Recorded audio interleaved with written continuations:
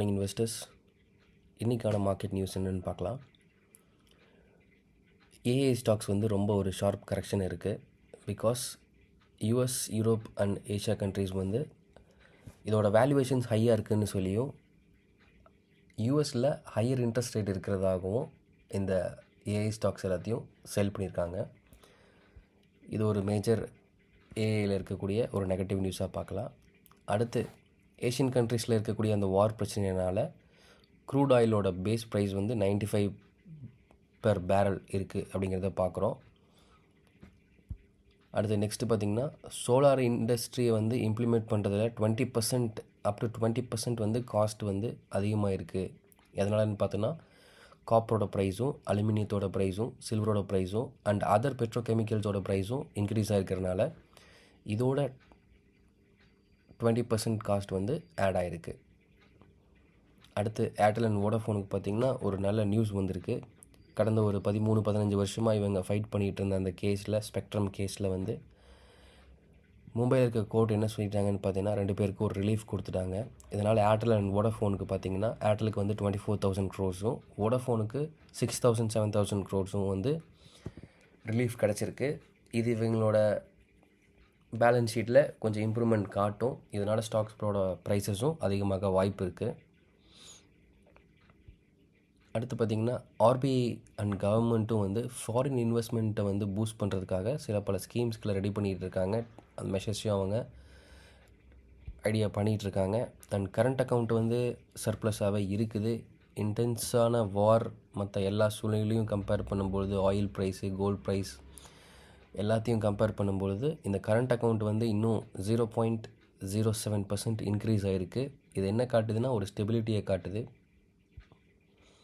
அடுத்து பார்த்திங்கன்னா, கவர்மெண்ட் வந்து பிஎஸ்யூ கம்பெனியான என்எல்சியில் வந்து ஸ்டேக்கை வந்து விற்கிறதுக்காக பிளான் பண்ணிகிட்ருக்காங்க. ஆஃபர் ஃபார் சேலில் அப் டு 3% வரைக்கும் விற்கலாம் அப்படின்னு சொல்லி அவங்க ஐடியா பண்ணிகிட்ருக்காங்க. பேட்டரி மேனுஃபேக்சரிங் கம்பெனியை ராஜேஷ் எக்ஸ்போர்ட்ஸோட அந்த பிஎல்ஐ ஸ்கீம்ஸையும் மற்ற ஸ்கீம்ஸையும் வந்து அண்டர் ரிவ்யூவில் வச்சுருக்காங்க கவர்மெண்ட். அடுத்து இந்த வெஸ்ட் ஏஷியன் கன்ஃப்ளிக்ஸ்னாலையும், வார்னாலையும், ஆயில் அண்ட் இன்ட்ரெஸ்ட் ரேட்ஸ்னாலையும் என்ன பிரச்சனைகள் சுற்றி நடந்துகிட்டே இருந்தாலும் ஸ்டார்ட் அப்ஸ் வந்து இன்னும் அதிகமாகிட்டே இருக்குது, பப்ளிக் லிஸ்டிங்கில் அதிகமாகிட்டே இருக்குது அப்படிங்கிறத நம்ம பார்க்குறோம். இதை நம்ம நோட் பண்ணக்கூடிய ஒரு விஷயம். அடுத்து பார்த்திங்கன்னா, ஐடி கம்பெனி டிசிஎஸ் பார்த்திங்கன்னா, கனடாவிலேருந்து மிகப்பெரிய ஒரு பல்கான ஒரு ஆர்டரை வந்து அவங்க பிடிச்சிருக்காங்க. இதனால் ஐடி இண்டஸ்ட்ரியில், இந்தியன் ஐடி இண்டஸ்ட்ரிக்கு வந்து ஒரு நல்ல பூஸ்ட் இருக்கும் அப்படிங்கிறத பார்க்குறோம். இன்னொன்று டிசிஎஸ்க்கு பார்த்திங்கன்னா சப்போர்ட்டாக இருக்கிறது பிரிட்டிஷ் JLR லேண்ட் ரோவர் அப்படிங்கிறத நம்ம பார்க்குறோம். என்ன தான் இந்தியன் மார்க்கெட்ஸ் வந்து இப்போ டவுனில், ஐடி செக்டர் பொறுத்த வரைக்கும் டவுனில் இருந்தாலும் பேக்எண்டில் சப்போர்ட்டாக இருக்கிறது வந்து JLR தான் for Tata Technologies, Tata Elxsi and then டிசிஎஸ்க்கும் நம்ம பார்க்குறோம்.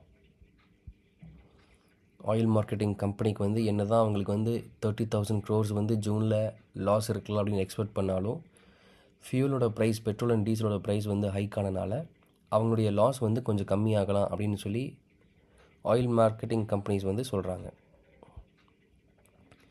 ஜிஎஸ்டி வந்து கலெக்ஷன் ரொம்ப ஸ்ட்ராங்காக இருக்குது. என்ன தான் வந்து உலகை சுற்றிலும் நிறைய பிரச்சனைகள் இருந்தாலும் நம்மளுடைய மார்க்கெட், இந்தியன் மார்க்கெட் வந்து நல்லா பெர்ஃபார்ம் பண்ணிக்கிட்டு இருக்குது அப்படிங்கிறத பார்க்குறோம். ஜிஎஸ்டி கலெக்ஷன்ஸ் வந்து நல்லா இருக்குது, வைல் கம்பேரிங் வித் லாஸ்ட் மந்தோட நல்லா இருக்குது அப்படிங்கிறத நம்ம பார்க்குறோம்.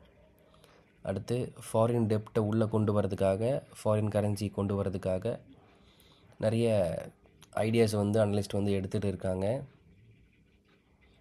இதனால் 35,000 40,000 கோடி இந்தியன் மார்க்கெட்டுக்குள்ளே வரும் அப்படிங்கிறத நம்ம பார்க்குறோம். ஃப்ளெக்ஸ் ஃபியூவல்ஸ் அப்படிங்கிறது வந்து நம்ம பைக் கூட ஒரு சென்சார், ஒரு லேட்டஸ்ட் டெக்னாலஜி இன்ஜின் டைப் அது.